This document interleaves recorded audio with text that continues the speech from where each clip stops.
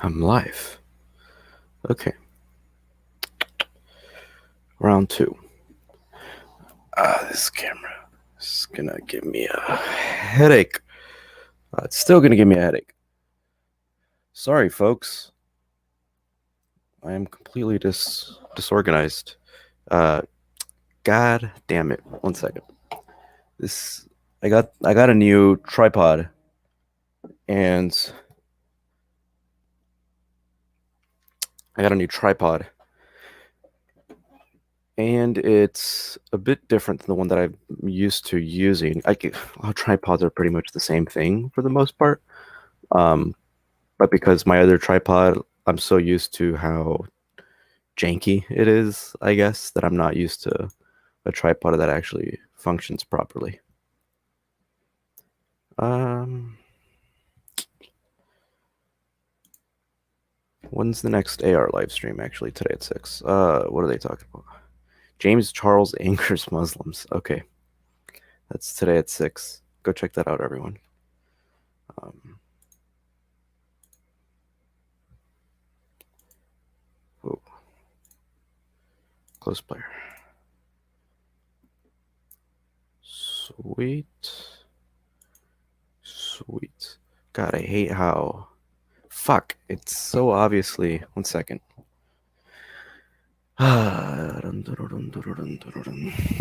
Okay.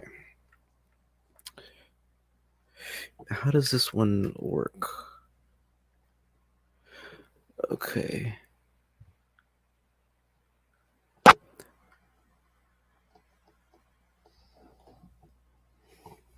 You know what? We're gonna have. Oh my god, it's garbage. It's terrible.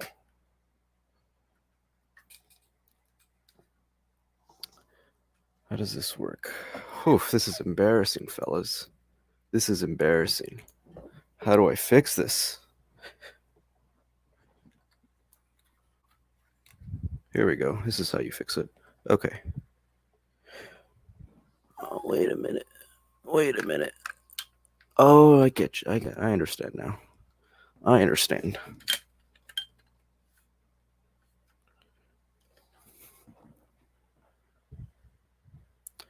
That's good enough, I guess. Whew. It's as good as it's gonna get, I guess. Now let's.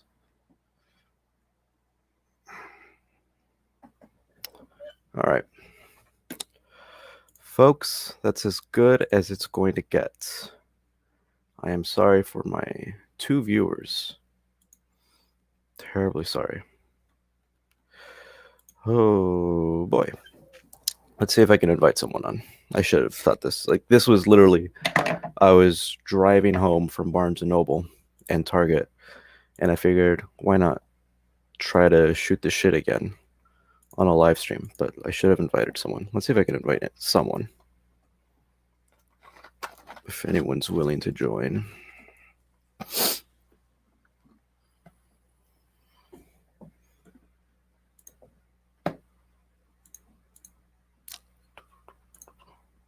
I've got a few things to work on, actually, so this is a good opportunity to do those things.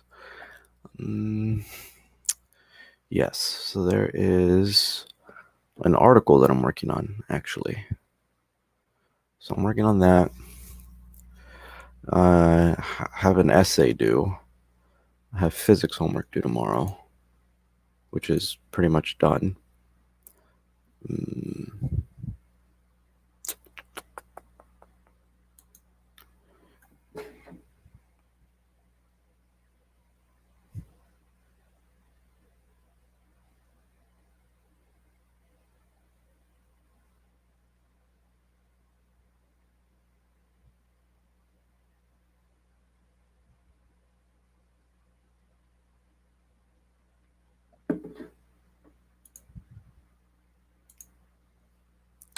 Let's see. All right, so I invited Mr. Thomas Sheedy from Atheists for Liberty.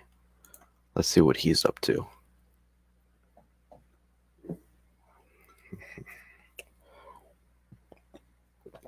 And of course, I'm drinking, as always. I always have to be drinking. I can never not be drinking. People need to recognize that. I often get messages wondering why I'm always either drinking sparkling water or Mike's Hard Lemonade. I just feel compelled to be drinking at all times. Uh,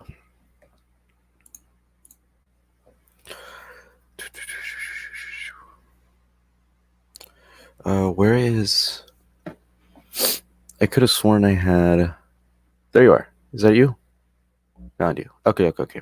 Yeah, so I'm writing an article, actually. Hopefully, it will go up somewhere. I'm testing it out. Let me just, because I have two monitors, you see, and so I have the article open up on that monitor. I got to open it up on this one now. And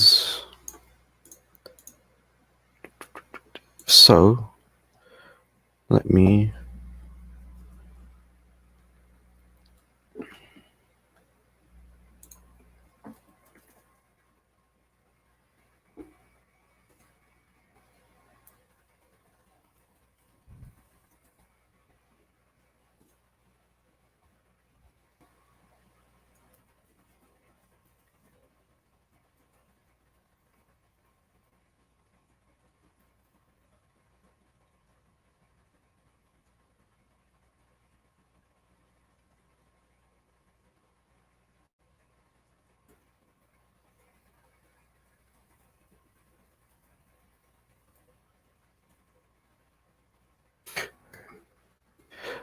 This is going to be interesting.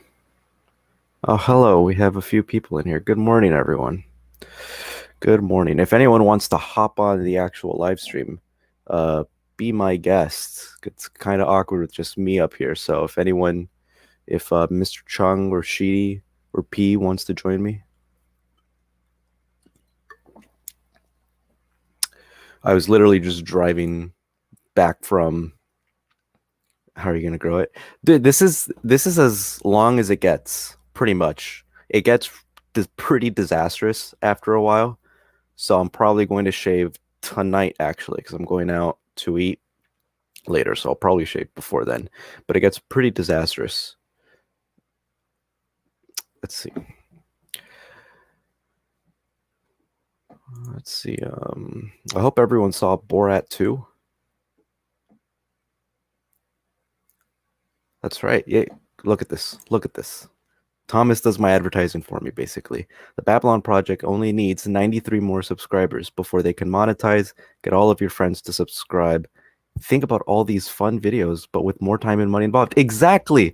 Just think how much better this stream would look like if I actually had any money behind it. Because keep in mind, everything is completely self-funded.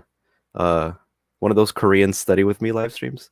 Yeah, and so that's how I started it off, and then I turned it off because this camera was giving me some issues. But yeah, so I have a lot of homework to do, actually, and by a lot, it's not due tomorrow; it's due on Tuesday, but it's quite a bit. Oh, Mars. Yeah, you need to watch Borat 2. Borat 2 is fantastic. It's not as good as the first one, obviously, but it's still a great movie.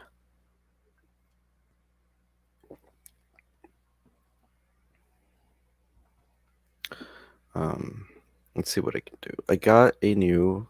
I'm going to show you guys something. I'm really excited about this. Um, how do I?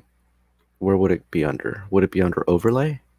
So I got a new thingy-majig. I don't know how to explain it. Let's see if I can show it on the screen somehow. I'm not confident that I can. I probably. Yeah, I see it doesn't appear as a file. Or as it doesn't appear as a usable file under StreamYard. So I basically just got an animated overlay. It's a lower third, and it has my logo on it. It has my Twitter handle, the name of the YouTube channel. I'm still working on my BA Candler. Unfortunately, I have not moved on. How's your English going, by the way? Are you doing all online? Did you graduate, or are you still doing all online right now? UCSB right now is just completely all online. So, shit, I just doxed myself. I told myself I wasn't going to tell people where I go, and I just let it slip. Whoops.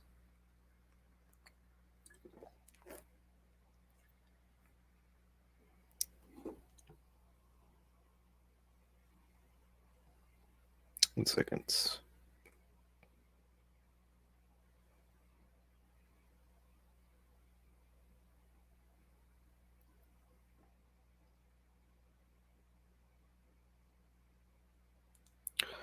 Okay.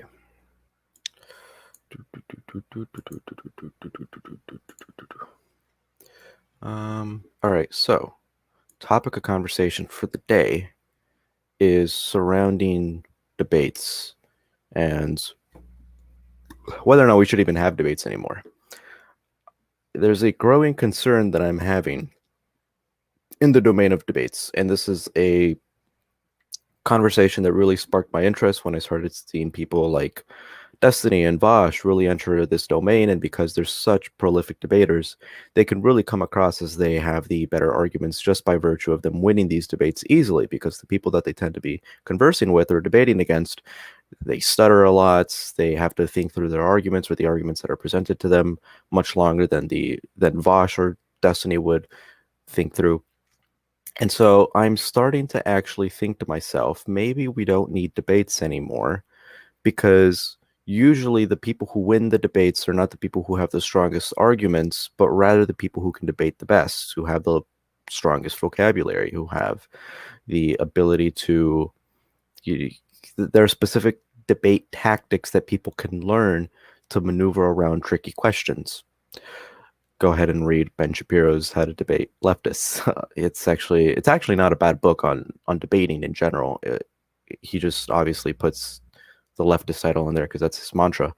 But I'm getting concerned that because of that, maybe the best way to go around it would be to do something like letter.wiki. So letter.wiki is this website in which you can have long form written conversations back and forth.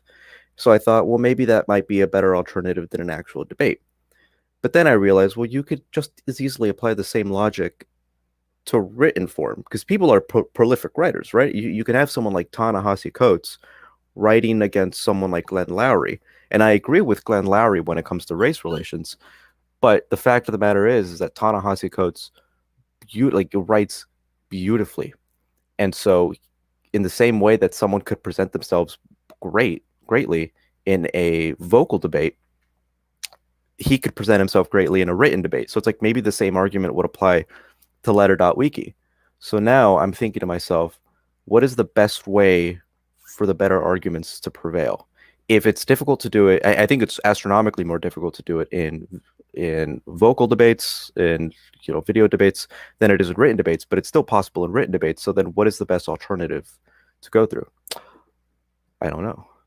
I need that mug. What mug? Did I just show you guys a mug? Is there a mug in the background? Oh, leftist tears. Oh, sorry. I didn't have you been watching the presidential? Yes, I have. Just another thing that brought me up this, because Trump is a much better debater than Biden. It's like not even close, right? So from a debate tactic standpoint, even though I'm not a Trump supporter, Trump annihilates Biden just because he's such a good debater. Leftist tears. Yeah, it's a funny mug. Ben has some very interesting tactics in that book that can flip the script on a bad. Yeah, so it's actually not a bad book for debating in general. I was at Barnes and Noble and I was gonna get his book called Bullies, but I bought like 10 books this past week. I'll show you guys a bunch of books that I just bought. It's a showmanship factor that prevails in many debates, then content per se, like the Evangelists and Dawa fellas. Yeah, that's what I'm getting concerned with. So if that's the case, then how do we go about making sure that the best arguments prevail? Not the most convincing or persuasive arguments by virtue of the showmanship, as you say, but legitimately, ones that fit philosophical syllogisms better than others. How do we go about that? Theatrics can be more persuasive than and like I'll even concede some people that I admire greatly. Someone like Christopher Hitchens. I would not say that Christopher Hitchens won every debate that he was in, but that's how it came across because because Christopher Hitchens was so prolific in the way that he was a gifted orator, and because of that, he easily won every debate, even though I didn't think he had the strongest arguments. There are some times in which I don't think there are many times in which I think Hitchens actually dodged the question. So he would usually dodge the question if you were to ask him, where does evil come from? He just said, religion. The audience laughs. Sure, but you don't actually answer the question. But because he managed to win over the audience and he managed to utilize mockery in a way that most people can't utilize it, he managed to win those debates, even though he didn't have, in my opinion, and I respect him, he's, I think, by far my favorite public intellectual. He won those debates, even though he didn't have the most convincing arguments. Biden is actually leading in Texas polling right now. Biden must have some amazing medication since he was able to come off as the old 2008. Yeah, he's probably hooked up to machines right now as we speak. Yeah, Trump can do it naturally. Trump is the perfect shit poster. The perfect made a video explaining all of, yeah. That and it's a great video. Go check that out. It's a fantastic video by Cosmic Skeptic in which he demonstrates some less than desirable responses that Hitchens had towards religious apologetics. So that's a good one. Debates are good if people are actually debating, but they become performances. And if you don't have an intellectually honest audience, which few of us are, the theatrics went out. And I think it's almost impossible for it not to become a performance, especially if it's public. Because if we're dealing with a public debate, I think this is possible if it's a one-on-one conversation with a friend, someone that you trust. But because usually these debates occur in front of an audience, then the problem then becomes that the person who you're debating with, or you yourself, you don't want to come off as a loser, because then you're going to come off as bad in front of your audience. So even though you have the weakest arguments, and even though you might agree privately, or even not even privately, you might agree that the whole point of this conversation is not to win in a debate, it's to try to ensure that we reach some sort of unified truth. Even if you agree with that, there's still going to be some subconscious part of you that doesn't want to lose the debate, that doesn't want to look like a fool in front of hundreds or thousands of people, depending on how big your platform is. And so that's what my concern is. Yeah. Oh, for sure, dude. Yeah, I'll concede that one can get more points if you talk. Yeah. Just talk fast, right? Like Destiny, I consider Destiny to be, even though Destiny's pretty neoliberal, he's like the leftish version of Ben Shapiro because he just talks fast. We need an eighth viewer who's going to get it. He's an editor. All right, whatever, nerd. I don't know what these people say.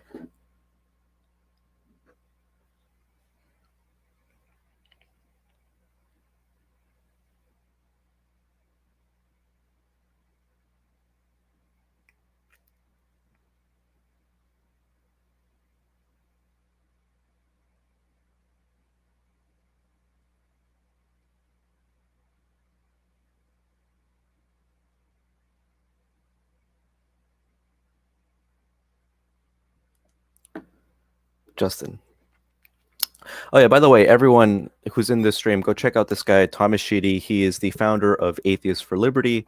It is a great organization, an organization I fully support and I'm a proud member of, in which they prioritize values such as liberty and freedom of speech, and they're an anti-woke atheist organization, which is very rare to find nowadays.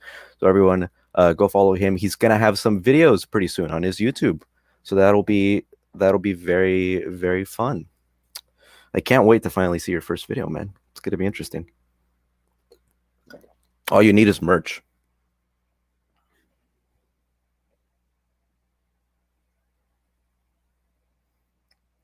Oh, in fact, he's actually joining me right now. So hold on. We're going to have a guest here. I'm thinking that maybe we should be able to have guests here all the time. So in these things, I'm thinking if I do this weekly, maybe if someone in the audience or someone in the chat wants to join and have a conversation about something, I would be perfectly willing to do that. I'm thinking maybe I should do that. So right now we're gonna have Thomas Sheedy on. He said, just give him a few seconds. Okay, cool.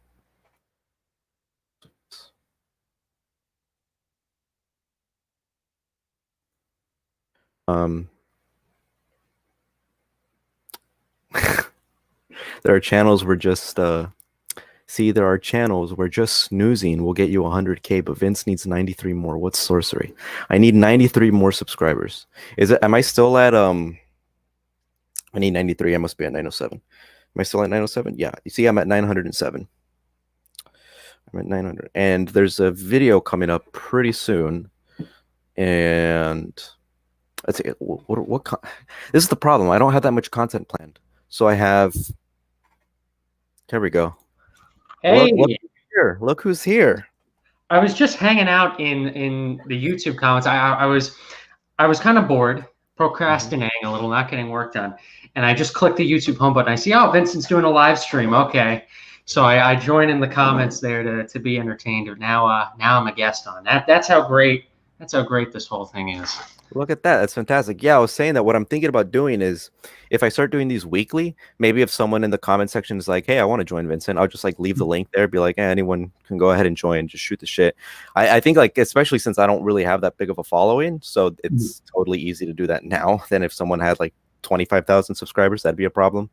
But I'm thinking about doing something like this every week. And this seems very easy too. Like you just immediately sent me the link to Streamlabs. It's probably very easy to hook it up, right? Link it to YouTube, link it to the account, and I got here in a matter of 2 seconds. Dude, it's super duper easy. How's your Twitch, by the way? Have you figured that out yet? So no, we have not figured that out yet. We're still trying to get through all the bugs. There's I guess with Justin's OBS, there's like a 20-second lag time. So whenever I say something, he doesn't hear it for 20 seconds straight. It's a little annoying, but hopefully we'll be able to fix it. Hopefully we'll be able to fix it very soon. We'll have to. I asked you last time this a few weeks ago about merch, and you said it'll be up in a few weeks. Where are we on that? It will be up in a few weeks. We're preparing to go to the Turning Point USA Student Action Summit.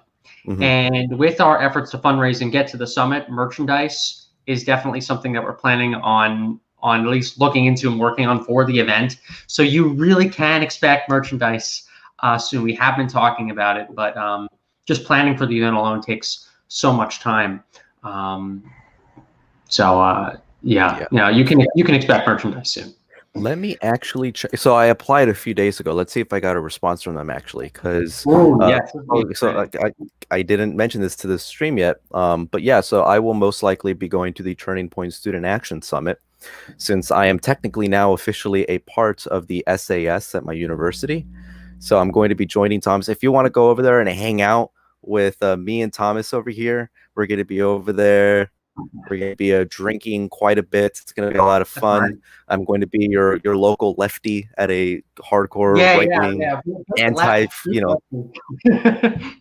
It's going to be funny. Like, oh yeah, this is Vincent. He's a leftist. He's a You're going to be in with a bunch of racist, gross, white cis males. It's going to be exactly. disgusting. Exactly. You're going into the club of white supremacy. That's cool. Let's see. What? Oh, I must have. I did apply. Yeah, you have to apply with your university Google account, right? I'm assuming. Well, I think it's easier because they can vet you sooner. And usually, if you're part of a Turning Point chapter at your college or university, a lot of times a chapter is able to pay for flights and stuff. So I all my friends that are interested in going to SAS, I tell them like, hey, are you part of a Turning Point chapter? Talk to the Turning Point chapter. Talk to the e-board. Tell them that you want to go. It is pretty easy. Turning Point has a very strict vetting process because they want to make sure that groypers don't show up. And I think their vetting process overall is a good thing, but every once in a while someone slips through the cracks. But that's why you might not be getting your results back right away. Have you gotten your results back? Does it show? So I just got a confirmation email saying thank you for applying. This message is to confirm that we received your application. Acceptances will start on or before October 19th, and all applicants will be notified of the status of their application no later than 2 weeks before the event start date.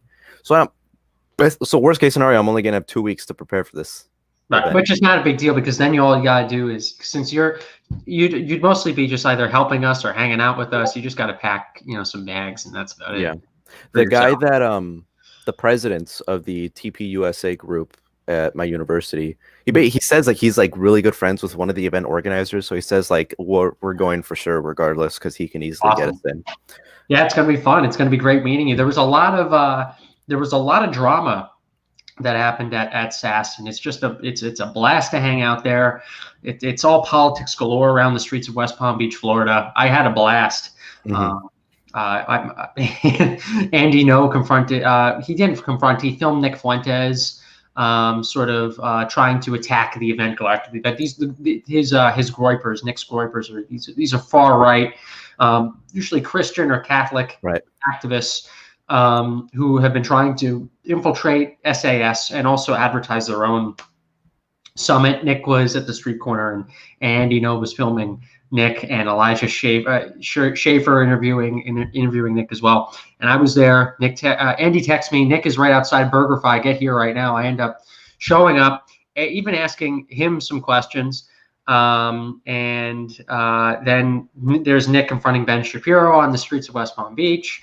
That's one piece of interesting news that's happened there. You got Charlie Kirk hosting a lot of prominent speakers in the conservative movement and in politics in general there. Ted Cruz is out taking photos with attendees. You got you got a bunch of stuff. You got Ben Shapiro hosting the gala. They had like a ballroom gala. But then there's a ton of parties. I'm saying this not on behalf of Turning Point. I'm not, I don't work for Turning Point National, so I can totally say this for attendees. There's a lot of parties that happen around West Palm Beach. So it's a lot of fun. I had a blast just as an attendee alone. I'm going to have to do a little bit more work when I'm there, but it's still going to be just absolutely amazing. Is it okay if I show this video to the stream? I have it locked and loaded. What video? The Andy No video where you're in the background. Yeah. All right, I'm gonna share my screen. Hopefully, I don't have anything bad on here that I haven't paid attention to. All right, so everyone, you see my screen? Look at this. So this is Nick Fuentes. He's a groyper. And they're waiting for Ben Shapiro. So nothing particularly interesting yet. Until who are these guys running over here? Who's this guy right here? I don't know. He looks a little interesting. Very tall. Kind of looks like this guy. Very tall in complexion. He's got a suit on. Nice suit. He's got a nice suit. Looks very prepared. Oh boy, they're crossing the street. They're crossing the street. What's going to happen? What's going to happen? And he says, "Hey Ben, it's good to see you." He was going after Ben Shapiro for giving a 45-minute speech about him or about his far right groyper movement at Stanford University last year. And Ben, his wife at the time was pregnant with another child, and so they just proceeded to go into the Hilton. And then there's Nick going, "Oh, that's your free speech warrior, everyone, champion in the battle of ideas." But it was just a lot of interesting drama that happened at that event. You get to see a lot of crazy stuff, good and bad stuff happening around the event. And in my opinion, all great stuff happening inside. It's just going to be a blast going there. It's going to be fun seeing you. Oh, likewise. Let's see. We got a few messages actually. I gotta address. I gotta get on TikTok. That's where all the real intellectual exchange goes down. So, fun fact. That's where you lose IQ points. That's where. Yeah. So, I mean, my main concern with TikTok is its association with China. That's the one thing that I'm always concerned about. But TikTok actually, believe it or not, TikTok has a very large hardcore religious apologetics scene. So there's a lot of people like Pastor Greg Locke. He's on there. He has like I think he has like 500,000 followers on there. And there's like this other Muslim girl on there who has like hundreds of thousands of views on her videos. And she's shelling out like religion 1.0 arguments. So basically, this is one of our videos. One of our videos is basically saying, oh, atheists say you can't see God, therefore God doesn't exist, but you can't see your brain, therefore your brain doesn't exist. And it's like it's completely unironic. Like it's a religion 1.0 arguments. And those type of arguments, those type of apologetics are pestilentially spread throughout the entirety of TikTok. We had Nate Talks to You on our podcast, and he was telling us where he says like part of atheist activism actually is being effective. And one of the ways to be effective is we need to go on TikTok because you have Yep. no idea how many people are on TikTok and the young demographics are on there. And the fact that so many of them are being swayed over by these terrible arguments, like you can see your brain, like, holy shit, we probably should be on TikTok. We're So, already on TikTok. At least Atheists for Liberty's on TikTok. We haven't made any content on there yet, but I already knew that TikTok is a place where we need to eventually be. So before we even launched, I listed all these social media, different platforms that we need to get accounts on, and TikTok was like on the top of the list. I knew we needed to be there. So hopefully, once I stop being a boomer inside a Zoomer's body, when it comes to learning TikTok, I'll be able to produce some stuff on there personally. It'd be a lot of fun. and let's see. Oh, what do you think about this actually? So he says, "Hey Vincent, I recently read on the CDC website that their research shows that cloth masks are 97% ineffective in a close setting, and infections can still occur through a cloth mask up to 8 meters. You should make a video on mask efficacy. It seems like cloth masks and 2 meter. Yeah, so cloth masks seem to be like the least effective of all the types of masks you can have. 2 meter social distancing are being paraded as the way to prevent the spread of COVID when the research shows cloth masks are ineffective. Yeah, that's largely with my findings as well. And infections occur up to 8 meters rather than 2 meters. I think that these measures are only encouraged to prevent people from buying all the effective masks, making it impossible for healthcare workers to get. But it's right for our policy to. Yeah. I think Dr. I Fauci have a good admitted guest proposal to talk about that. Definitely, this is not my area of expertise, despite the fact that we're all going through this pandemic. We have a great board member named Eric Hartman. I don't know if he even Did you would say want Eric Cartman? Eric Hartman. Oh, okay. I was Eric about to say, Hartman, like, not damn, Hartman. you got Eric Eric Cartman on. No, it'd be very interesting if I had Eric Hartman on the board. But no, I have Eric Hartman on the board. He's been helping us a lot with advising the org and making sure we're going in the right direction. He is very passionate and very conservative on a lot of COVID related issues. And maybe I'll see if he's free or interested in coming on the show sometime. He would definitely have a spirited conversation with you about this topic because he'll go on and on and on and on and on about the topic, and I don't really blame him. Yeah, it's definitely one that it's really hard to determine what is political and what isn't when it comes to this. We already said COVID, so this video is not going to get anywhere. But it's very difficult to determine what is and isn't political. There are memes out there basically saying, "Oh, as soon as Biden wins, all of a sudden, all the mask regulations, COVID on, folks. COVID. we just What beat COVID." Yeah, but I don't know. This one's really difficult because I remember when it first came out, like the consensus was that there's no way that this was created in a laboratory because of the way that the particular enzymes are set up. And I have no idea how any of this stuff's work. I'm not an epidemiologist. I'm not an expert by any stretch of the imagination. So I just listen to the expert opinion on this one because I'm making a video later on in the future about the death of expertise, how there seems to be this phenomenon of people just refusing to listen to the experts. You see this particularly with like moms, in which they hate the idea that the doctors will tell them something. Karens, Vincent. Karens, yeah. But this also but it is a general phenomenon that you see all over the place. And so this is one of those topics where everybody's talking about it, and I feel uncomfortable to talk about it because one, I'm not an expert, and two, the expert opinions don't seem to be as heavy of a consensus as, let's say, like climate change or evolution or something like that, where like there's a clear consensus. We can just point to that and be like, I don't need to do the research, just so long as unless there's like this giant conspiracy theory in which they're prioritizing other things instead of the truth, and maybe. But yeah, you bring this one's really messy. results. I totally agree with you. The coronavirus, as awful as it is, as present as it is, as demanding as it is for us to be on top of this problem, it's still very new. And so you're going to have right-leaning scientists say one thing, left-leaning scientists say another thing. And at the moment, it is very hard sometimes to get a full consensus on what the facts say, what the science says, because right now it's heavily politicized and it's really toxic right now during the 2020 election. We saw this happen when climate change and global warming became a hot topic. When God, what's his name? When former Vice President Gore, made that documentary. God, I forget what it was called. I watched it back in like high school. Oh, and I have it actually. I watched it like twice back in high school. They had it was like assigned material for us. Oh wait, really? You had to watch? Yes. No kidding. I have it here. Let me see. What the? I can just look it up for a second. VP Gore. An Inconvenient Truth. An Inconvenient Truth. There you go. I just found out. He made a second one, by the way. Can't even get back to StreamYards. There we go. Yeah, An Inconvenient Truth, right?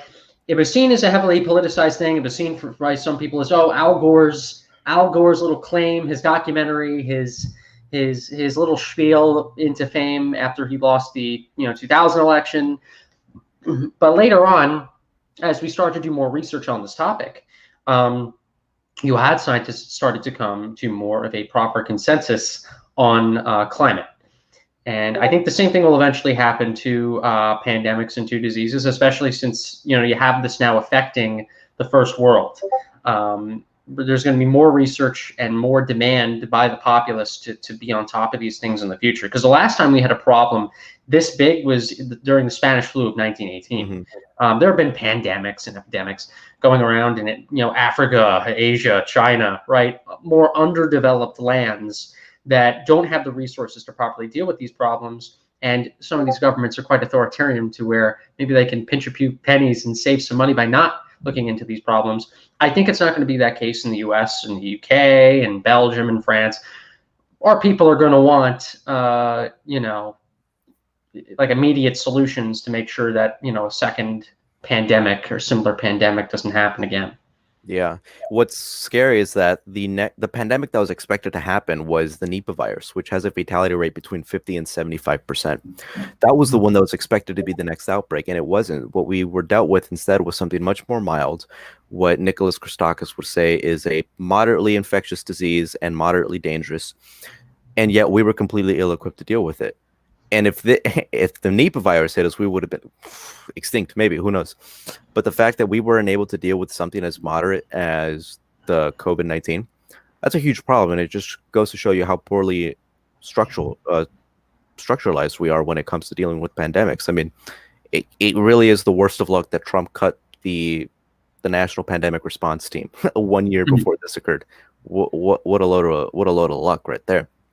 Well, actually, here's what I heard, and I could be totally wrong on this. I have not done a lot of COVID research. I learned that a lot of the elements of the pandemic response team just got moved to a different department. They got shifted around. Yeah, shifted around. I could be I could be clueless on this. I could be totally wrong here. Not the expert on that topic, but I think he did move some things around. But yeah, I think it's also true that he did at least get rid of the response team.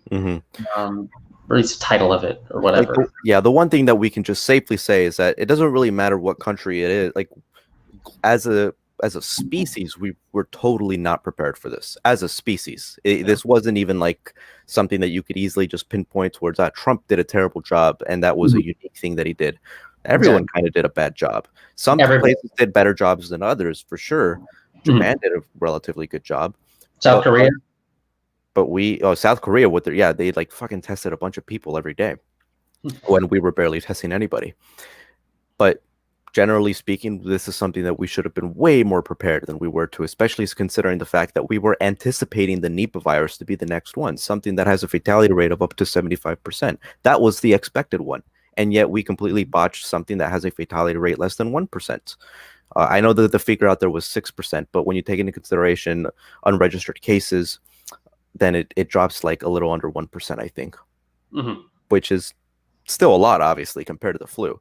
But something the fact that we just for some reason just couldn't handle. Which is why I'm thinking we're probably gonna go extinct within the next couple hundred years. I don't think we're going anywhere far. By then we'll be dead though, so it'll be okay. Yeah, I will be right back. I'm gonna get my final beer. I'll be right back.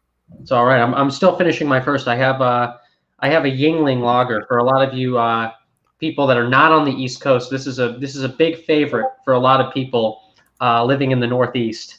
It's my favorite beer of all time.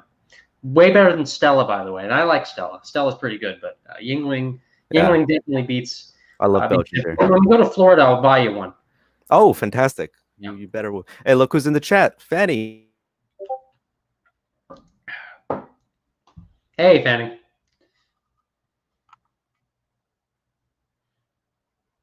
Insert elevator music here. Subscribe to the Babylon Project. It's a good channel, and you'll be giving them more money in the process because YouTube will monetize them, and they'll make money per video. See, I'm so good at making up songs just on the spot, everyone. Totally not a corny white dad kind of thing. Always Bud Light. You're drinking Bud Light? It's disgusting. That was my thing. That was my thing 2 years ago. Before I knew what lagers were, I drank Bud Light all the time. For my 21st birthday party, my girlfriend, she surprised me with like a Bud Light themed like birthday candle. It's kind of embarrassing now to think of it. But I don't think I'm going to move beyond lagers. IPAs are a little hippie-ish, in my opinion, a little stupid, a little expensive. Lagers, though, are a nice medium. Manly and tasteful. Do you like IPAs? No. No, you don't like it? Too malty? I've had a few of them, but in my opinion, some of them are just a little too weird. And then just lagers, they do it for me. You know, if I have a Stella or a Yingling, or there's other lager that I had last night, I can probably get it. It's in my fridge. My girlfriend just bought it. Apparently, it tastes just like Yingling, but it's a little lighter. Mm-hmm. That'll do the trick for me. Uh-oh. Sheedy is taking over. Oh, because I left for a few seconds. What did you say while I was gone? I made a little jingle about subscribing to your channel. Oh, seriously? And now you will eventually be able to monetize and make money per video you upload. Oh, sweet. No wonder Fanny's talking about singing a song. I'm like, what? I'm like, what are you talking about? I do that song all the time. I think I'm pretty good, though. I could be a good female version of Ruka, who I think was on the Dave Rubin show, actually. Rucka Rucka Ali, or something like Ruka, whatever. I have footage of Rucka Rucka Ali at the Minds IRL conference from a year ago in New Jersey. He was singing his God, what's it called? His song about Sargon of Akkad. I forget exactly which song. Oh, Starboy by The Weeknd. Rucka Rucka Ali took that song and then did a remix about Sargon of Akkad, and how much of a victim he is. Oh, that's fantastic. Which is actually really funny, because Sargon is just a edgy gamer who just wants to play video games and be left alone. Oh, Fanny has interviewed Ruka. Hey, everyone, go check out Fanny's channel, by the way. It's pretty great. I was on there. Thomas was on there. I was just on there like a week ago. It was a very great experience. She's great. She's very smart. Go check her out. It was a lot of fun. We should do this meeting as a Zoom meeting and play games on weekends together. Open to I am so down to that. Vincent, we got to talk about our Warzone record. I've been improving in Warzone recently. I think we can own all the SJWs on Warzone with Facts and Logic. We just get the best guns. We hold up on the tower and we say that our facts are supreme. That's why we're winning. Should that be our clan tag? Because you can have 5 letters, I think. So facts. Maybe facts would be good, but honestly, I've been talking to the board about potentially getting an AFL clan going. Maybe we could be the Atheists for Liberty, and we liberate all of the other Warzone players from their misery. We shoot them head first. They fall immediately to the ground. They die in the gulag because they're just not as good as us. And we do good because we're part of an amazing 501c3 nonprofit organization that fights for free speech, free thinking, and freedom for all. I'm just messing around in the chat. Like this stuff is just coming around naturally. Wait, talk to the board. Aren't you the boss though? Can't you just walk in with your dick out and be like, look, we're doing whatever I want, whatever I say. Overall, yes. mostly because my ideas are pretty good, to where my Right. board does not oppose things. And I'm also on the board. I'm not the chair of the board, but I'm a board member. So I'm basically the executive of the organization, and I'm a board member, so I can mostly do whatever I want. A few tiny restrictions might apply, but I've never really had that yet. It's because all of our ideas are so good, and I think we need to get in on the gaming a little bit. You had a great idea for me. You wanted to get me into Among Us, and I just Oh, started yeah. playing that a few days ago. How? Starting to learn things a little bit more. Still don't know all the components about like all the panels that you need to go to and do and all the like. I mostly like to play my luck and literally, even as a victim, an innocent person, follow someone who I could see as the possible killer, just to mess around with them. And then if they're not the killer, then I'll know who to follow, in order to avoid dying. I'm a bit of a noob. I'm a noob at Among Us. Yeah. I'm much better at the battle royales at the moment. So I have Warzone. I've been playing Fortnite for a few years. I still play Fortnite, actually. Oh, Um, wow. yeah, I spent money on Fortnite 2 years ago. That's how dedicated I used to be to the game. Now I'm not going to do that anymore. Become a little Mhm. bit more of a financial minimalist, but Right. games are fun. As you've been telling me. Um, yeah, Among Us is a lot of fun. I might play. Let me actually message him. Yeah, because we played yesterday. We played for like 3 hours. It was a lot of fun. Yeah, We might play again tonight. It might be late for you because we play like 8, 9, 10, that's fine. 11. After I'm on here, I gotta actually get some work done. So Oh, after really? this, I'll get the work done, and then I'll be free for games. So Mm-hmm. it's gonna be just perfect. It's gonna be a perfect night. Mm-hmm. That's good, actually. Well, what do you have to do for today? Is it all schoolwork? All schoolwork on the most part, yeah. What do I have to do? I have to write a critical reflection on bureaucratic policies regarding bicycles. I have to then post 2 discussion forum posts on Blackboard about Mm-hmm. a test that I just took. I got a oh God, what did I get? What did I score? I scored a 5.10 out of 6. So that's probably what, in the 80s or 90s or something. So I'm getting back up there. School, just to let you all know, college is really annoying because, especially in the social sciences, because if you're majoring in the social sciences, poli sci, sociology, public administration, public policy, any of that kind of stuff, it's all social justice. It's all social justice. And whenever it's not social justice, actually, it's about like bureaucratic policy on how Woodrow Wilson is the greatest planner in the history of the world. You start to hate the college because you start to hate college because you think you're learning a bunch of propaganda, and then you learn a bunch of stuff that's just politically responsible for keeping cities in poverty. So overall, it's not fun. And then I'm taking all online classes, and then with running an organization and running so many other things, it's sometimes hard to keep track. I got to say, for me, it's hard sometimes for me to keep track of my school assignments because it's the most boring and awful thing, and your mind does whatever it can to just drown itself out and to do things that are actually productive for society. And then you realize, oh, I gotta get that silly little degree. I'm in my 5th year. I'm a super senior. I'm nearly done, so I'm just biting through it, Mm-hmm. and trying to get out ASAP. Although I gotta say, I'll commend Vincent here. For a lot of you who are like, who's this Vincent guy? Is Vincent really cool? Vincent is really legit because Vincent is putting his money where his mouth is. He's majoring in something that actually is worth it. You're into physics, which actually has a proper application now on a university campus. I'm starting to now get into these talking points of telling people to wait it out when it comes to college. Do not go to college unless you know really what you're doing. And in my opinion, and people can try to prove me wrong, feel free to send me a message. We can have a dialogue. I am starting to come to the conclusion, and maybe this is not the best thing for me to say, that going to college for political science, or yes, gender studies and all that stuff, but political science and sociology and a lot of stuff like that, in my opinion, is now a waste of time. You can learn a lot of that stuff on your own on Wikipedia. You just need the personal diligence to do that. If you really want to go to college to be a lawyer, go to college to be a doctor, go to college to go into STEM, do what Vincent is doing maybe. If you really love the college experience, go. But if you think you really need it, stop yourself and just ask if you really do.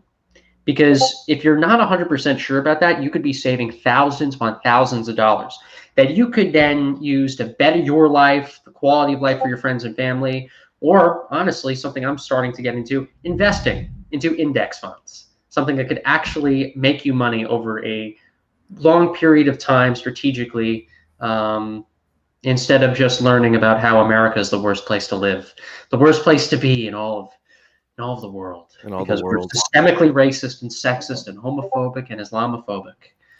Let's see. I'm sure that's probably what it says here. So I bought Sean King's Make Change, and I'm I'm so sure. sorry. Let's take a look at the How chapter. much was that? How much money did you spend on that? So I didn't buy this on Amazon. I bought this at Barnes and Noble. So retail price $26. Oh, I'm sorry. Let's see. Energize people or mistakes and rebounding. What is this? Yeah, I mean it wasn't the social justice, race justice place. I also bought this book. I don't know why I never read it, but I finally bought Dangerous by Milo Yiannopoulos. This is going to be an interesting I, one. I remember when that book came out. I was like a freshman in college, and Milo was the big counterculture guy. Throughout 2016 and into, I would say, early to mid 2017, Milo Yiannopoulos was the big thing. Everyone thinks it's like Ben Shapiro now and other people, but it used to be Milo. Milo used to go to college campuses to Breitbart all the time. I used to watch the YouTube live streams of Milo. There'd be tens of thousands of people in the comments like you've never seen before. And he used to dress up in the most provocative outfits, from like a drag queen to a priest to a police officer. And it would be hilarious, and you'd be having lots of fun. But for those of you who didn't know, he got into a bit of a scandal or based on things he said in the past on previous podcasts, and he resigned from his position at Breitbart in, I believe, mid 2017. So like the late winter, early spring, I think, of 2017.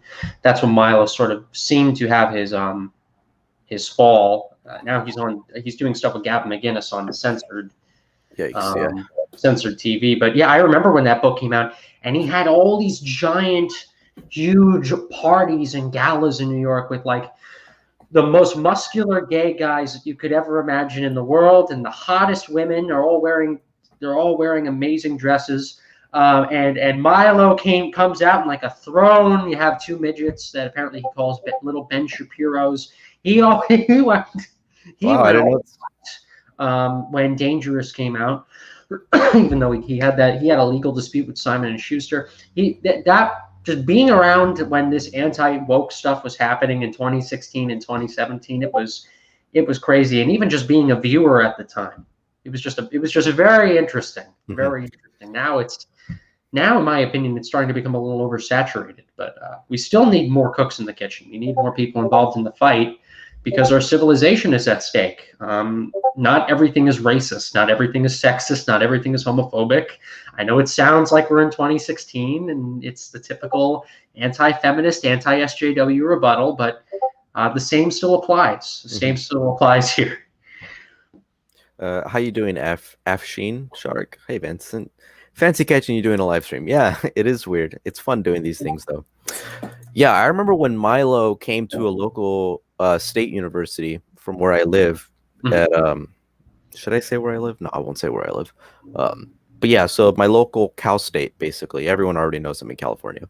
Yeah, and huge debacle occurred when he went on campus. Riots ensued. There were so many protesters, which I think protesting is fine, but when you start blocking people from actually entering the building like they did at the Oxford Union when Steve Bannon was there, now we have a problem. Now we have a particular different mechanism in play.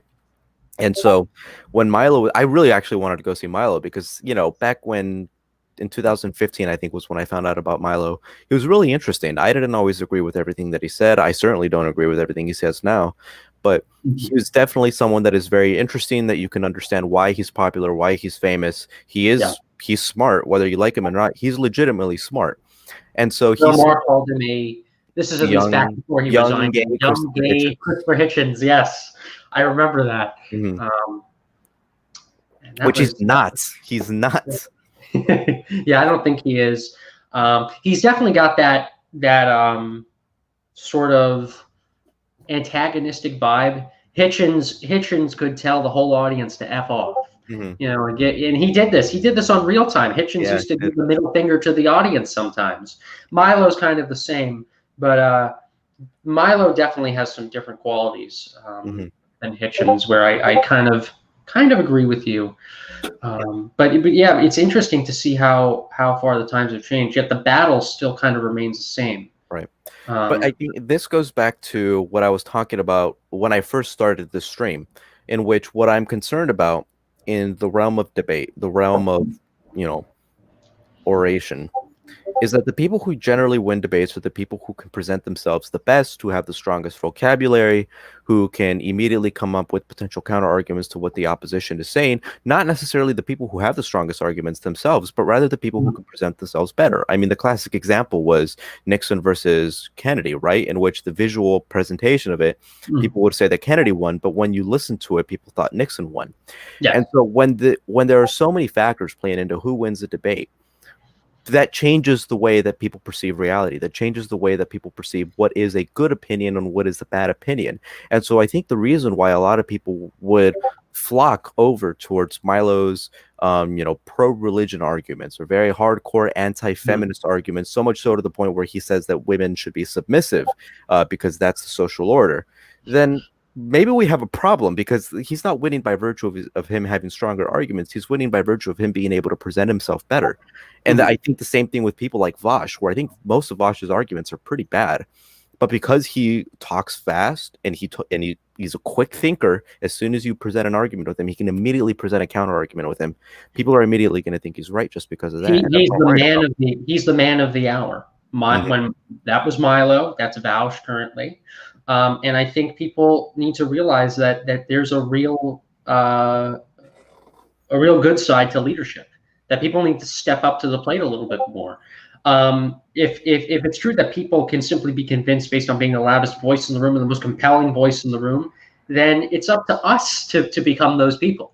It's up to you and I to get onto college campuses and become the provocateurs. But instead of having the wrong ideas, we have the right ideas. Right. But that's the thing, right? So everyone thinks they have the right ideas. I think I have the right ideas. You think you have the right ideas.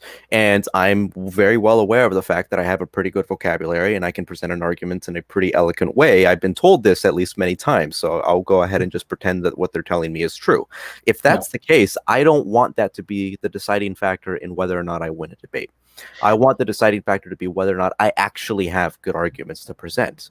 And so I'm thinking, well, maybe a good alternative would be something like letter.wiki, in which you just have conversations, you have debates in long written forms, back and forth. Maybe that could be the remedy. But then you could say the same exact thing. Well, maybe someone could just write beautifully, like Ta-Nehisi Coates. He writes amazingly well. So the only problem is that I feel like not as many people. And by the way, I love LetterWiki. LetterWiki has been contacting me about being involved in exchanges. I've already been involved with one exchange already. It's a great platform. You should check it out. Wait, really? Which exchange have you been involved in? It was an exchange from September, and the conversation is called On Atheists for Liberty. I'll just link it to you. This is like a casual live stream, so I can just do that. Oh, I just found it. Yeah. Oh, yeah. Okay, perfect. I feel, though, that not everybody is like intellectually driven to be at this level of wanting to read, wanting to do all this. I think one of the reasons why the new atheist movement grew so much and why Milo grew, why Ben Shapiro is now where he is now, is because people like the drama. People like the vocal arguments. People, as intellectual and as mature and as adult-like as we like to seem, we love the drama. We love the war. We love the fight. And I think if you want to get knowledge on particular arguments, I think letter.wiki is a great way to do it. But when it comes to growing an audience and getting your argument out more, the provocateurs, in my opinion, have done it quite right. I think that's an avenue where we also need to go. I think with you, I think all you simply need to do is cover your bases. I think you are an avid reader. You read more than most people that I know, and I think you should continue to do that. But simultaneously,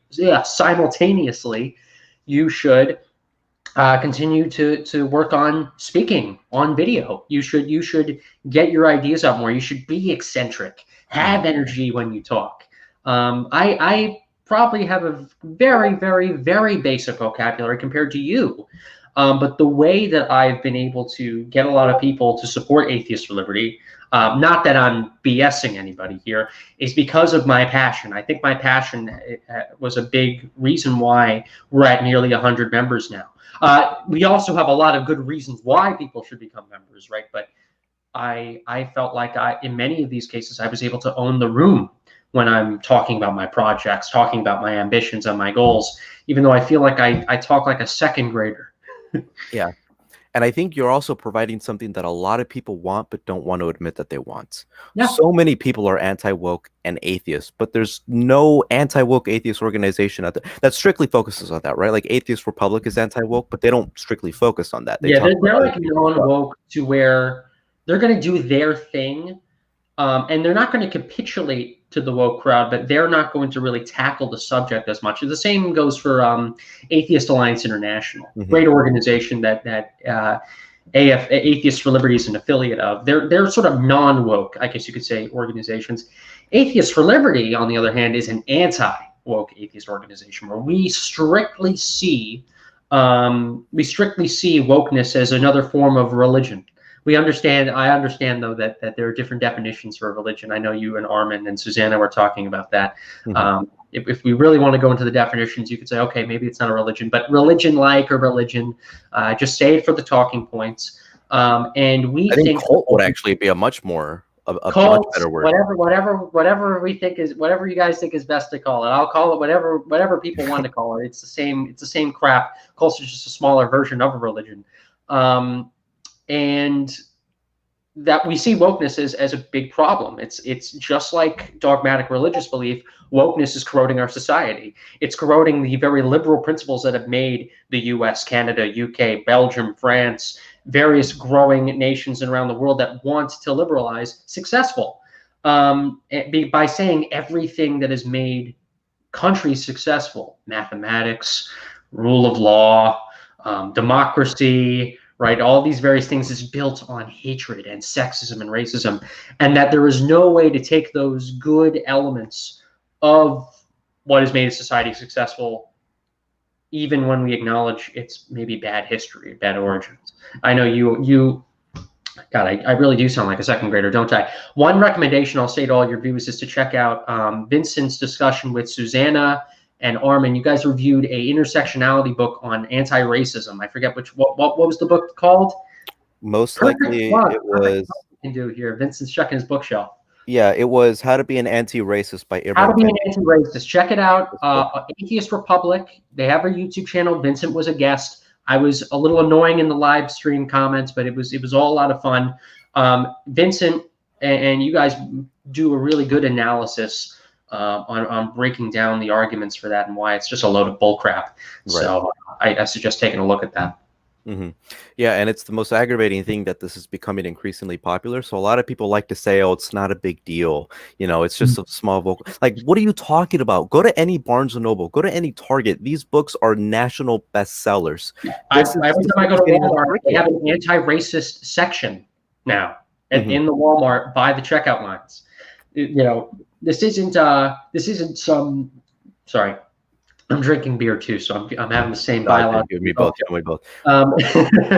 You know, it's not just this college campus things where a bunch of fruity tooty 19-year-olds are complaining about a speaker they don't like.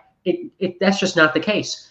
Over the past few years, they took that ideology, they went into every single industry they could find in the West, and they infiltrated it. And they took it over, and now pretty much anything you can think of when it comes to marketing, when it comes to movements, businesses, politics, has been taken over. It's all woke. It's all woke now. Let me try to think. I'm trying to think of some good examples. I'm a huge Star Trek fan. I love Star Trek. You too? Star Trek is amazing. I'm a big Trekkie. We can maybe have a whole discussion on what's your favorite series? Well. And I remember, what was it? Star Trek always tried to be forward thinking. They always tried to push the boundaries even more ever since Gene Roddenberry was in charge and created, Star Trek as we see it today. But now wokeness has permeated Star Trek.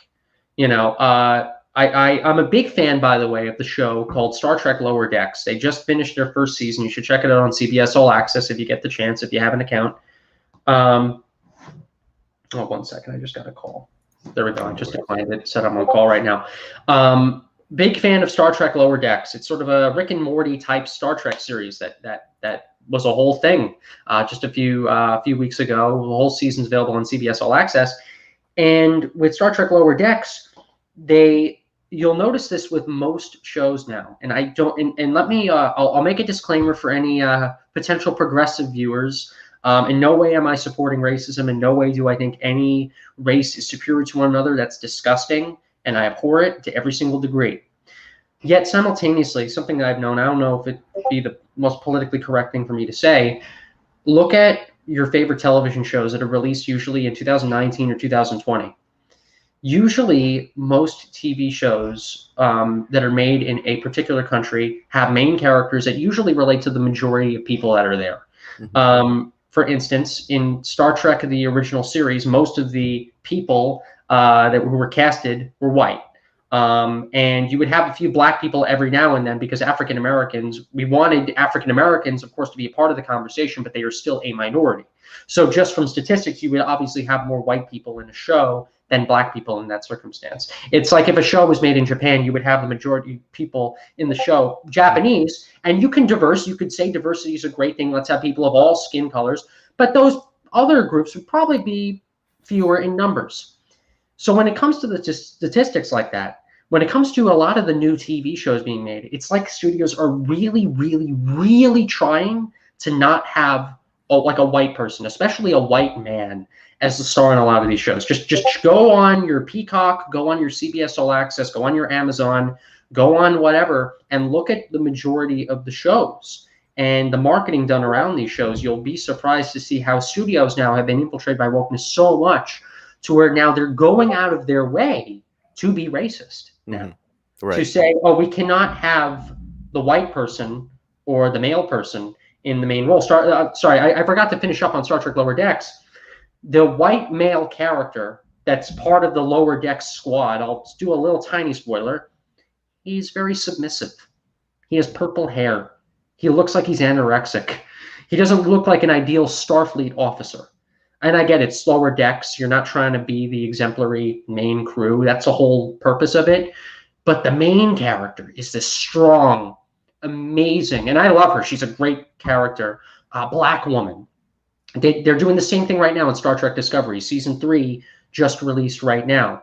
And I've noticed this too, even in the main crew of Star Trek Discovery, I have not, besides Captain Lorca in Season 1 and Captain Pike in Season 2, every single other crew member is not a straight white man. They have one white man who's part of the crew, but he's gay. It's like, all right, he's white and he's male, but he has to be gay. There has to be something about him that we can inject wokeness into and inject our discrimination into, I guess, about certain groups. Okay, we'll make him gay. And I've started to notice this. Whenever I go to an airport, whenever I go to something, they're purposely trying now to sort of be as woke as possible to any single degree necessary.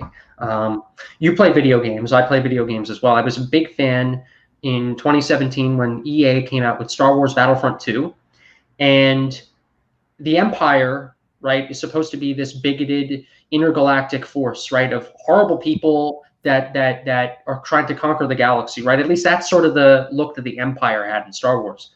The main character is also a black woman. And I thought the Empire is supposed to be the bad guys. If you're woke and you're trying to make the Empire the bad guys, why not make it all straight white men? I don't know. I find it to be a little interesting in that regard. Battlefield 5, World War II video game. World War II. I remember they advertised Battlefield 5 by having it to where you could be. I know I'm really talking about black women. I promise it's not just an African American female thing. This is just the cultural references that I do remember. They advertised like you could be a black female German soldier. The German army was racist and it was sexist. The Third Reich in general was bigoted in some of the highest forms that you could think of. Yet we are literally bending history just to literally look woke. We are having it to where you can be female and black and yet wear an SS or a Wehrmacht uniform. I'd be in favor of, say, being able to play as a black woman, say, if you're in the U.S. Army in modern day. I'm a huge proponent of allowing women to serve with equal responsibility and role as men. But I've just noticed this now. Every single industry is going out of its way in order to uphold this racist ideology. It's like I know a lot of us that live our daily lives, we don't see it that much, but go to your local mall sometime, or whenever you're traveling, go hang out in the airport for a bit. Look at the signs, look at the advertisements, look at the people that they're putting up there. There's no problem with the specifics of these people themselves as individuals. I don't judge people by their skin color or their gender, but I do have a problem when you have companies now trying to literally exclude people of certain sex, of certain racial characteristics, because they've been that corrupted by this religion. It's utterly disgusting. And it's sort of disgusting for me to even talk about this, because it's like I somehow have a problem with a black woman being the lead of a video game, which I don't have a problem. The characters themselves were fantastic. I just hate the marketing of that. The Battlefront 2 2017 video game, I remember one of the lead developers, I think, of the single player mission, she ended up getting her lessons from Anita Sarkeesian, the feminist frequency woman that led to the whole Gamergate controversy. So it isn't just YouTube drama and college campus drama anymore.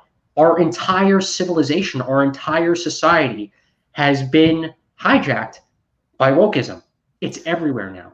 And I sound crazy. I sound weird by talking like that. I sound like I'm a little paranoid. I promise I'm not. It's just really unfortunate. Should representation be the hill to die on for us, though? Because it's one of those things where I personally don't care about representation.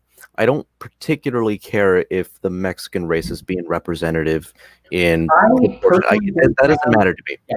But when it comes to having especially when it comes to video games, like, it's just a video game. I don't care if it's historically inaccurate. I care if the history textbooks are historically inaccurate. But if it's a video game, I don't care.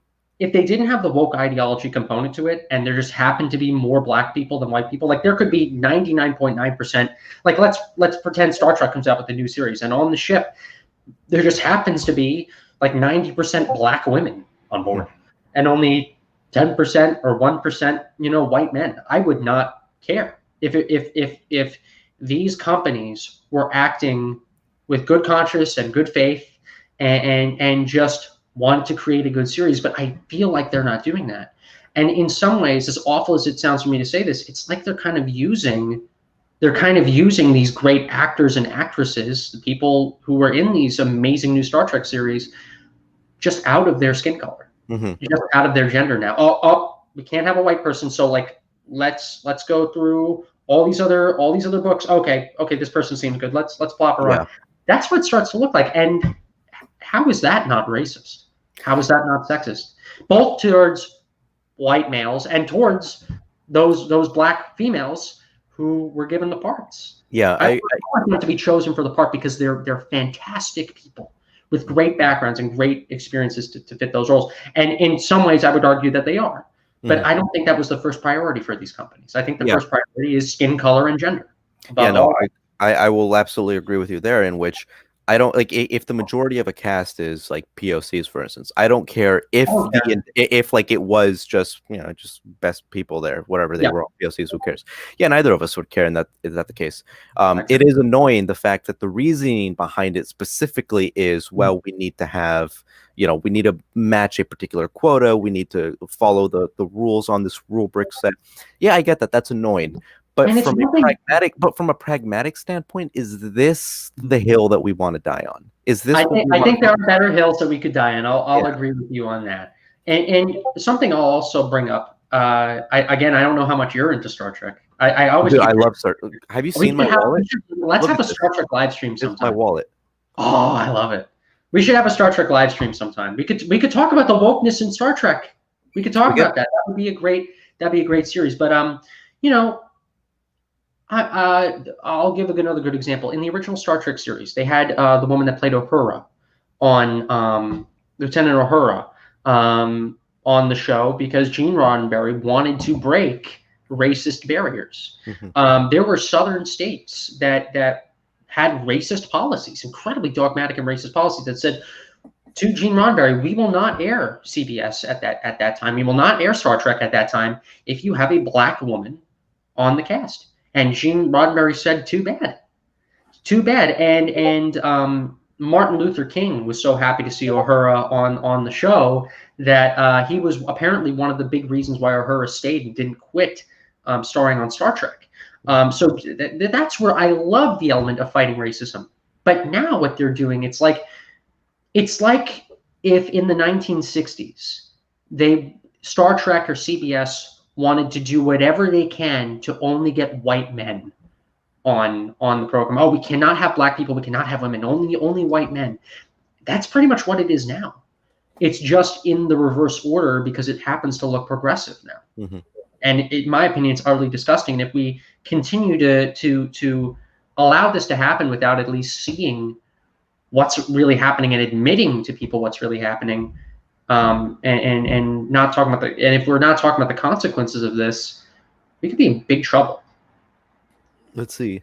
Afshin, I have a few comments actually to catch up on. Afshin says, it's a shame that they have managed to turn people's sexuality into a political statement in an age where we should be moving away from caring about such unimportant characters. 100% agree. Yeah. They should be, your race, your gender should be, it doesn't mean they are right now, they should be the least interesting thing about you. And my argument would be that the best way to make it the least interesting about you is to act like it is the least interesting thing about you. Yep. So Candler says, I liked in The Last Airbender. All right, already I don't like your comment because you're saying that you liked something in The Last Airbender movie. That there was a lot of racial homogeny. It was bashed for it. It was really? It came out back in 2010. I'm surprised it was. All right, but the show was so cultural. It was meant to be an homage to traditional culture. Right, but wasn't the argument that they were white people in like an Asian culture or something like that? Came out in 2010, but would probably be hashtag canceled now. Yeah. Let me actually look into that. I think the problem is representation for representation's sake without care for subject matter. Yeah, I agree. I agree. But from like a pragmatic standpoint, we just come off more as like the annoying, edgy, anti-SJWs if we choose that hill to fight on. Not even die on, just fight on in general. I gotta admit, sometimes I feel like I'm afraid of looking like the old white guy on the porch. Like there's a black woman as the star of Star Trek Discovery or Lower Decks or Star Wars Battlefront. Like I sound like a backwards person, and I want to do whatever I can to not sound backwards because I find it to be disgusting to judge people solely on their skin color or their gender and not what they are. But I don't know if there's really any way around sounding like that. I guess the best thing I can do is just clarify and say, like I said in the beginning, that I despise racism, but it's just disgusting. Yeah, we're not judging people based on their actual merits. We're judging people based on characteristics that can't be changed. And I think that's just not the way to go about it. Let's see. P says, man, I miss shows like The Jeffersons. They survived their era of craziness. Fun fact, I doubt it'll be shown today. I've never seen The Jeffersons. Me neither. Is it problematic? Would it be problematic now? Why would it be problematic? Let's see. Jefferson. If I type in The Jeffersons problematic, I'm sure I'll get some. Oh, here we go. A blog from Medium. Oh yeah, it came out in 1975. There would definitely be cultural references that probably would not be seen as good-hearted today. What would probably be the demeaning Jeffersons justifies joining whiners? The Jeffersons, I'll look into that actually. Let's see, we got another comments. We should do like if you ever want me on or whatever. I think this might be fun if we ever did like, or you and Mar or Bruce were interested. You could do sort of review of different television shows or cultural things and talk about maybe some of the positives, some of the negatives. Might catch up on your channel. By the way, I'll say to everybody again, for anybody just tuning in, subscribe to this channel. I do not have OCD, but I'm somehow finding real pleasure in like getting all the tick marks and subscribers up for this channel. I think they only have 93, maybe less now, subscribers to go before they are able to monetize. Vincent and Bruce will be able to make money off of this amazing channel, which they deserve. They have every right to and deserve to, because they put on amazing content. And Vincent means all the best to all of you. And I just wanted to give a little plug there. And I'm not even being told to say this. I'm just doing this. I greatly appreciate that. And 100% right back at you. Everyone, go to Atheists for Liberty. Go check out their organization. It is fantastic. It is an anti-woke atheist organization, which is severely needed nowadays, especially given the rise of prevalence of really staunchly SJW-ish organizations like the Secular Student Alliance, which I am a part of. I am the president of my local SSA chapter. I got my start in the Secular Student Alliance. I got my start by starting a Secular Student Alliance chapter at my high school. Yeah, that was my first. That's the first time I really started to get involved in the movement in a real official capacity. Yeah, you see, a P is asking, is Sheedy on your payroll, Vince? Yeah. No, I wish I was. That'll be a nice third stream of income. I'll put in a plug for myself too. If anyone's interested in me, I'm going to put out within the next few days. I just filmed this, but I might need to make some edits and change things later up. I have a personal YouTube channel as well. If you just search up Thomas Sheedy, or if you find me in the little comments in the live stream, if you go back, I'm about to start uploading YouTube videos, and a lot of people have been really asking me when I'd be starting to put content up on the web. So feel free to subscribe to me. I believe that I'm at 196 subscribers. So I need 804 more subscribers and 4,000 watch hours before I can monetize. But I want to just start creating content and just having fun with it, really, and just I want to grow an audience, and I want to see what the audience would think overall of the stuff that I'm producing. I think it'd be a great journey to be on, just like Vincent. But I know Vincent's on a very similar journey, and I want to make sure that he has all the same success. So maybe that's another reason why I'm enjoying the ticking of subscribers up, because we're helping good people all around. Yeah, likewise. Yeah, you don't have a single video on here though. That's I have. Okay, so I have 4 videos. I made them unlisted because I want to have like a fresh intro video to really start things off on, like, producing official videos regularly. I have a few videos with like a few thousand views, but it was like mostly me filming stuff at like the Reason Rally, the little incidents here and there. So it's not really like me making like official videos. Right. I'm going to get started on that probably later this week. So if anybody wants to subscribe to my channel, stay tuned, and an intro video will be up there very soon. And I'd love to hear all your thoughts and comments and everything like that. I'll for sure share it. What mic do you have, by the way? I have a. Why can't I get these? Because I have this one, right, which I bought and I never use because the audio is so silent. It's so silent and it's annoying. And so I'm trying to find one that's like legitimately good. So I'm using right now a Logitech C920 Pro Stream webcam. That's I believe that is the camera. Maybe I got a more expensive version because I don't remember this being only $110. But I got some sort of Logitech camera. It is meant for streaming, for making videos. We got this on behalf of Atheists for Liberty because we were originally planning on starting streaming and other videos. We're just starting to get into testing things out now. Ever since 2 weeks ago, we've just started to do that. But we have the equipment to do it, and I'm going to be using it both for my own channel and for Atheists for Liberty alike. Yeah, that's great. I'm trying to find one for myself. I can link you to the stuff too. I can go back into my past purchase history and just literally send you the links to everything. Oh, that'd actually be great because I am. Oh, hold on. I have for Amazon. I have a one-time password thing, which is annoying, but that sucks. Yeah, because I have for my one-on-one videos. Yeah. For my one-on-one videos, I have this thing right here. So like I have a clip-on mic, like just a normal clip-on mic. But like for my actual podcasts, I don't like using this headset the entire time just because it doesn't look as professional as it could. So I'd love to use something like this, but the problem is that this one sucks. It's the audio is super low, and I don't know how to amplify it because I'm a complete dinosaur with technology. Well, So I'm trying to find a better one. Didn't you just create a Subscribestar, Patreon, or PayPal for the Babylon Project? It's in the works. It's in the works. It's in the works. Okay, so I'll make a little announcement for all of you watching who love this channel. Vincent will soon, I'm assuming soon, will be out with either a PayPal, Patreon, or Subscribestar for the Babylon Project, and I highly suggest once that comes out, becoming an early patron, because you know what, a lot of things that YouTubers like to do when they get donations from a lot of you is they like to upgrade their equipment to create higher quality content. And I know that Vincent is the type of guy that will definitely do that. He likes to be very specific, and he wants to make the best stuff for all of you. So give him your money, please. Give him your money. And he will use it well. Likewise to Thomas, give him all your monies, especially when he finally comes out with merch. Yes, I know you wanted me to come out with merch for a while now. We actually are working on it, especially since we're going to SAS. We are we're on that track. I'm looking at the video right now, like that I'm on at this very second. Oh, 11 nice. People are watching now.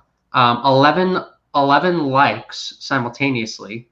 So that's pretty cool. Yeah, we had 15 at one point, which was great. Yeah, guys, like send the link to all your friends. For some reason, these are super successful. I was not expecting these to be as successful. Look, humanity's saying, he's giving us the laughy face, and he says, "Love you guys. Glad to be atheist, non-woke, and sane person." Yeah, love you too, humanity. I'm surprised these are like as successful as they are. Like yeah, when I first had one, I'm like, "There's no way, no one's gonna watch it." So yeah, count me in on future live streams. I'll probably be able to be on for another half hour. Then I'm gonna cram in this one. Like I think it only has to be like 1 to 2 pages, double spaced, not like an analysis on this bike bureaucracy thing. I'm just gonna get that out, and then I got 2 Blackboard comments to make, and then I'm done with the night. But I've noticed this too. If I am ever cramming during the last day, not a good strategy for all of you, but I noticed that I'm really good with my last minute work. I don't know why. Oh, studies actually show that. Yeah. Studies have actually shown that last minute work tends to be pretty good. Yeah. So plagiarize, not plagiarize. Procrastinate. Whoa! Don't plagiarize. Don't plagiarize. Procrastinate, everybody. Don't plagiarize, guys. Advice from me. Don't procrastinate. But if you have to, you might have some good work that you don't realize that you'll be able to produce. Wow, this might cost me $70. This cost me $70, and you can barely hear a word out of it. Sometimes the most basic stuff works. I watched this YouTuber. I'm getting into watching a lot of financial videos now. I told you this privately. I'm getting into the whole financial minimalist movement. It's really, really fun. It's just a nice hobby of mine.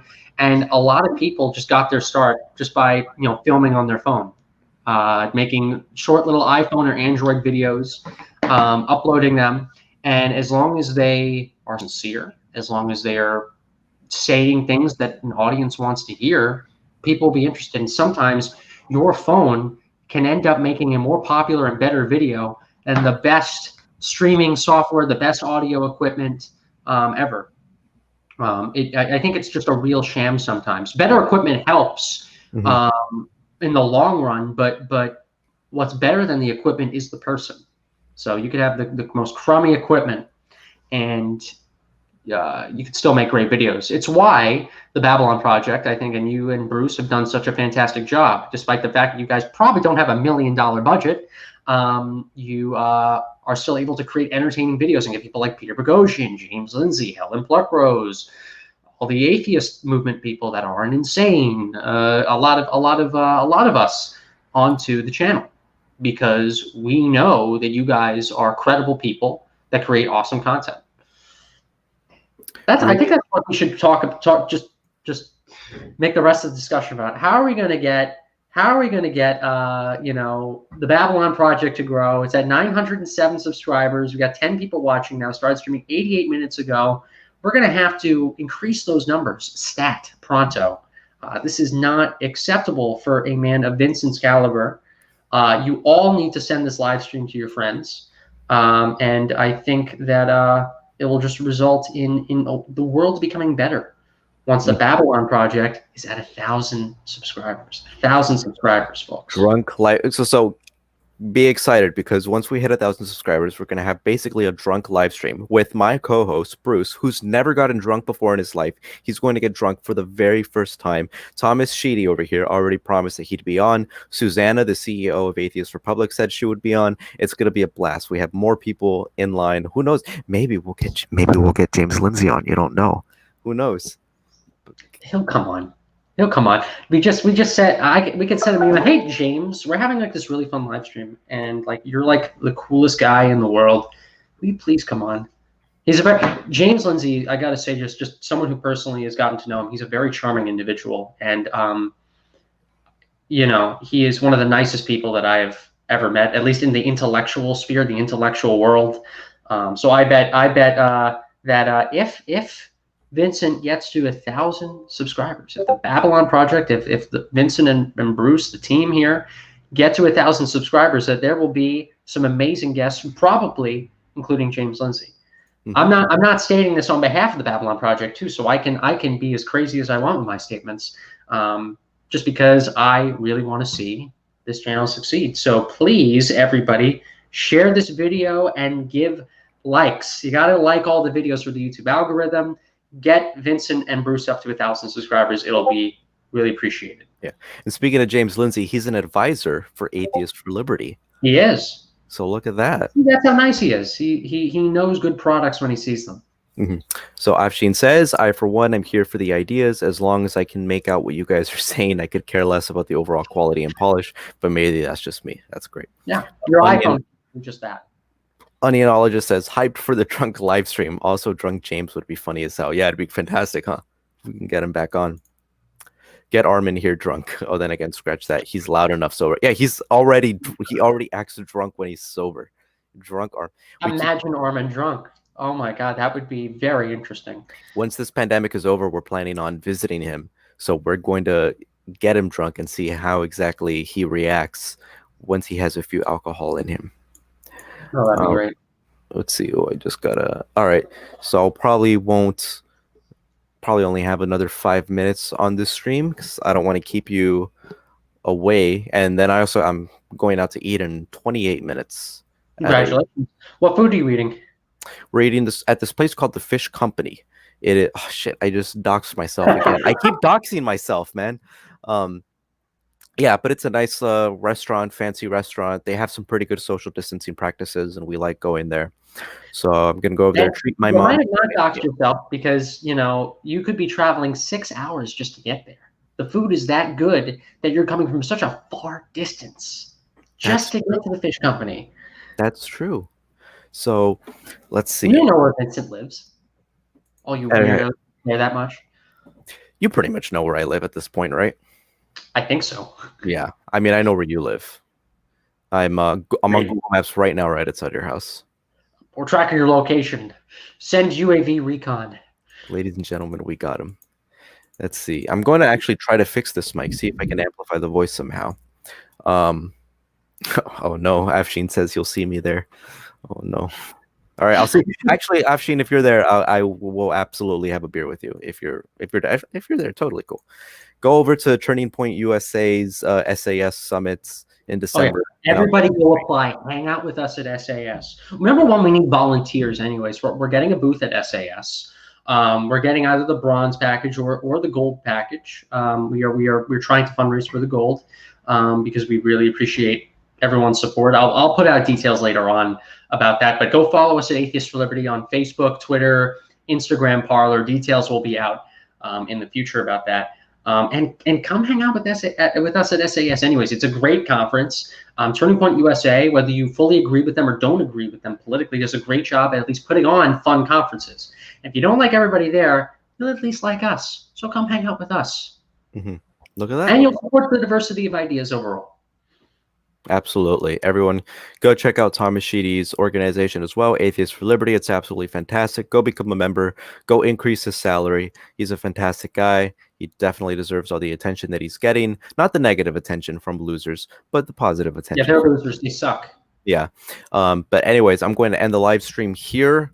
Thanks to everyone for tuning in. This was, again, surprisingly enough, another success. I never anticipate this many people to be in the chat, but for some reason, you guys care. So I'll do this again next week. I'll do this again next week. Everyone, goodbye. Thanks for coming on. See you, everyone. Thanks for having me.